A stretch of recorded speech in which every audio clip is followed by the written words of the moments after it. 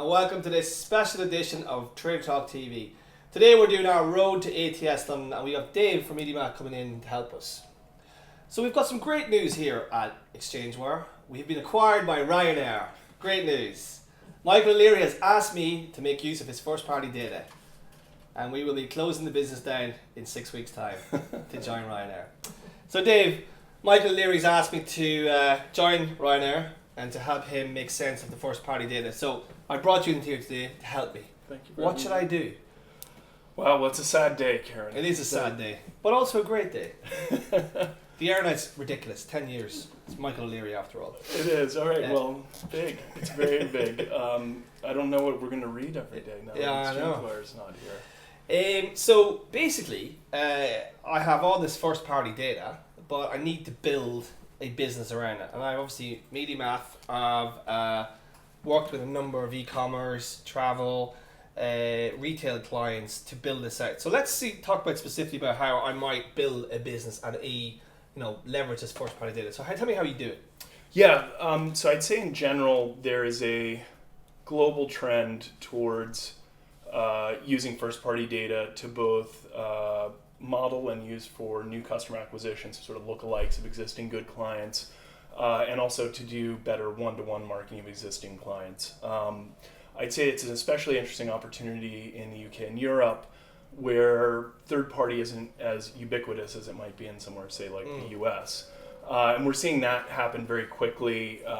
Some sort of publicly announced data points around that. You know, you have the eBays, Amazons, Alibabas of the world have well-established businesses around it. We work closely with Rakuten, which is the fourth largest retailer globally online.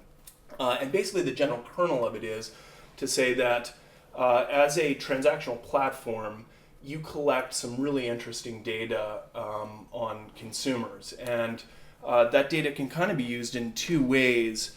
So if we were sort of thinking about it, you almost could think of it in a simple way as concentric circles, where this would be my CRM data. Yeah. And at the heart here, I would know that this is you here, and that you're a frequent traveler to Dublin, just for example, and that you travel monthly, right?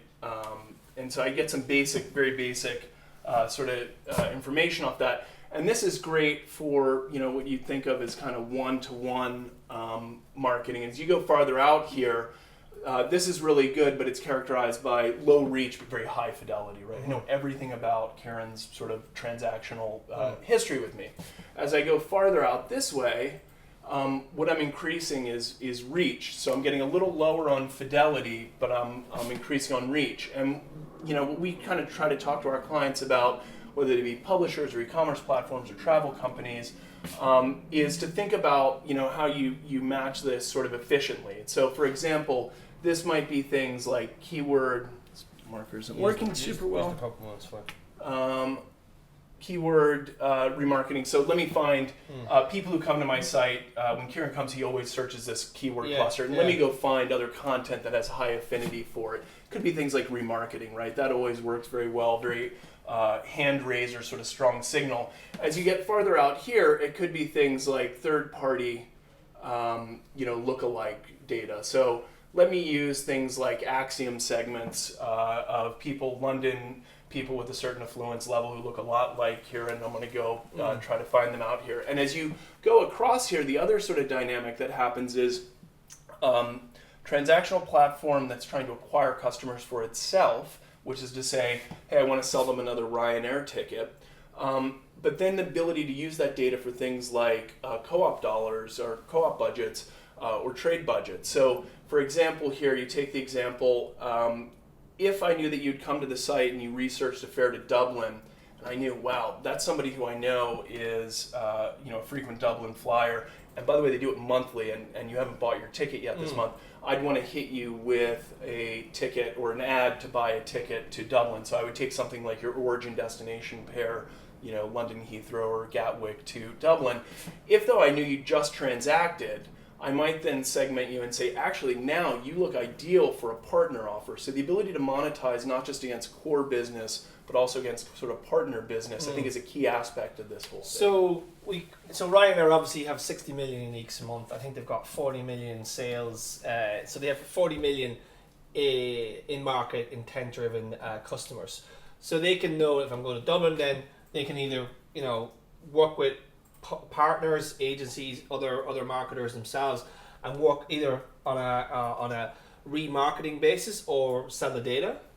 I think that's exactly it. So the underlying sort of methodology would be the same. At the end of the day, you've classified consumers in some way.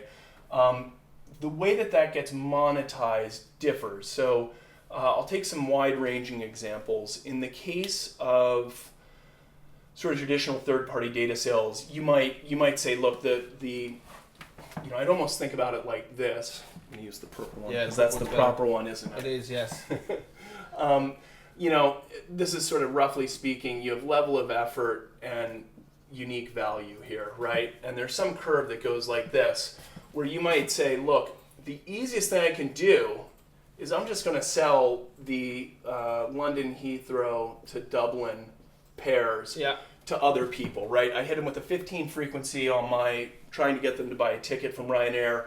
I know after the 15 frequency, my response goes way down. So let me go try to give it. I'm going to assume, because it tends to be a very tight consideration cycle on flights, I'm going to assume that they're probably good to go sell to one of the big hotel chains, right? Mm-hmm. So that's pretty low level of effort, but it doesn't provide a ton of differentiated value. And so one of the things we've seen is as you want to start moving out this way is to do things like, okay, that's an easy first step, but maybe along here I could actually start selling inventory on my site. So we have partners like Triad Retail Media that work with large global retailers to say, hey, you're an FMCG, maybe you want to actually put ads on my site because I know based on shopping cart behavior and in-store loyalty data that they look really good, right? So this is sort of e-commerce or transactional platform as a publisher. Yeah. And maybe you go all the way out here and you say, look, I'm going to bundle all this up and I'm going to go partner with my really let's just think, I can't think of who Ryanair does sponsorship with, but imagine that Ryanair had a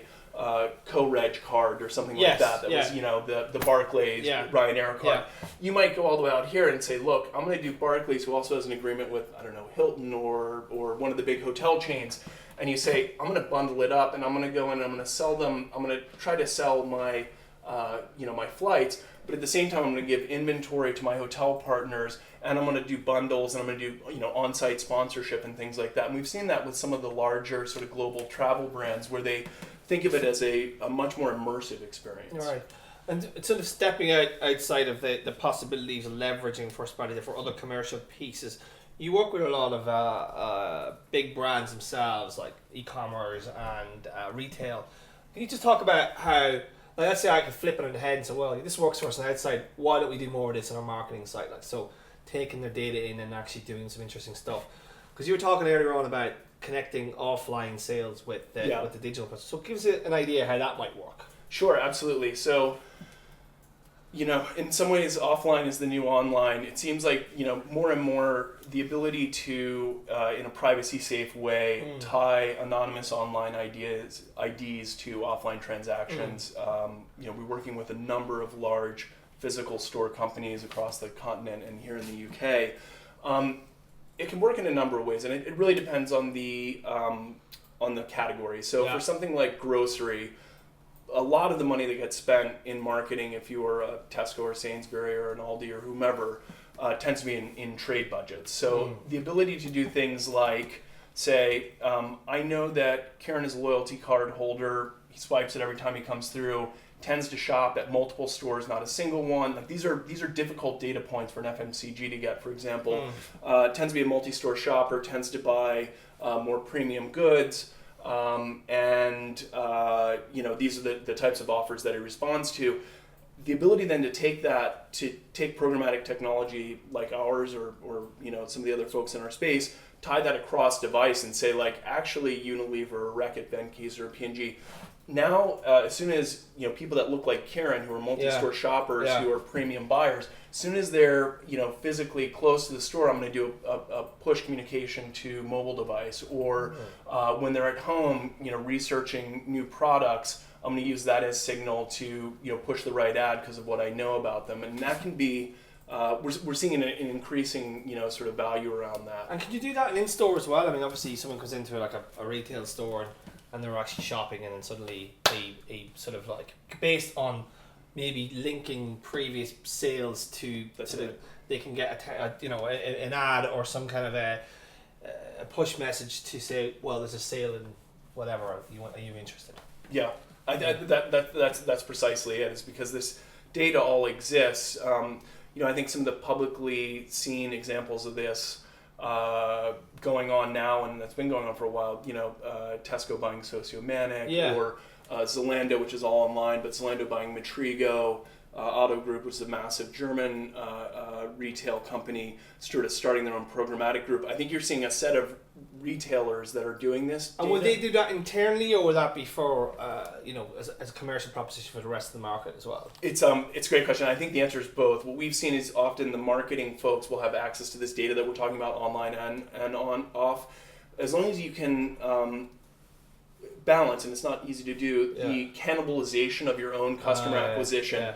There is often an advertising side to it as well, where people go off-site. So now, as the new CMO of Ryanair, do I have to think about this? You've really climbed up the ladder quickly. I just got promoted. Well, during this trade talk, I just got promoted, I'm sorry, is there any... Is that a case that if I'm with the Ryanair, do I have to worry about that cannibalization as well? Obviously, if I farm a lot of it out, do I have to worry that I'm giving my competitors sort of like...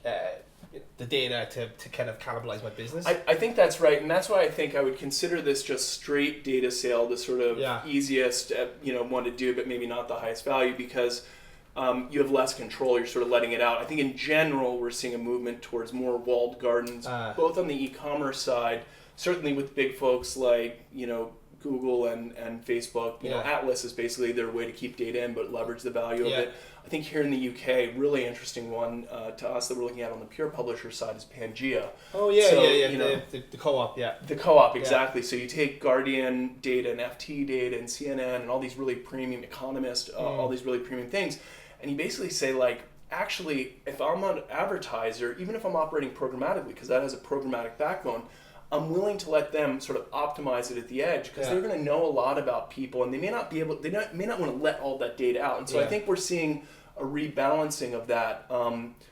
If I were to characterize it, the first version of programmatic was relatively long tail inventory, relatively cheap data at scale, and kind of gets you a certain set of results. What I think we're seeing now that's really exciting is let's actually take the first party data, let's match it against really premium pub contexts and pay a lot for when it's worth a lot. And so I think there's an efficiency being driven in the market by this first party data coming on board.